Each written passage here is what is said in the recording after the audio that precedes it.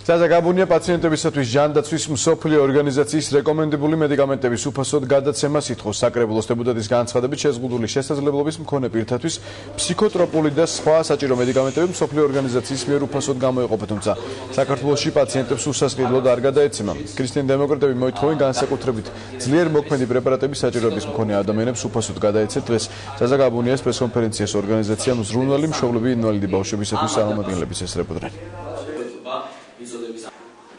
მსოფლიო ორგანიზაციამ საქართველოს მთავრობას მისცა რეკომენდაციების დაკავშირებით, რომ შეზღუდული შესაძლებლობის მქონე პირებთან მათთვის ეპილეფსიის სამკურნალო და აუცილებელი ფსიქოტროპული მედიკამენტები და ასეთი სამი მედიკამენტია ამ ადამიანებს გადაეცეთ უფასოდ და უწყვეტად. სამწუხაროდ ეს რეკომენდაცია არ არის გაზიარებული საქართველოს მთავრობის მხრიდან. მოუწევთ საქართველოს მთავრობას პირადად ბატონ ჯანდაცვის მინისტრს და ბატონ დედაქალაქის მერს, რომ მათ იმსჯელო ამ საკითხთან დაკავშირებით და ჯანდაცვის მსოფლიო ორგანიზაციის მიერ რეკომენდირებული შეზღუდული შესაძლებლობის მქონე პირებისათვის რეკომენდირებული მათი ეპილეფსიის სამკურნალოდ განკუთვნილი ფსიქოტროპული მედიკამენტები აი ამ ადამიანებს გადაეცეთ უფასოდ.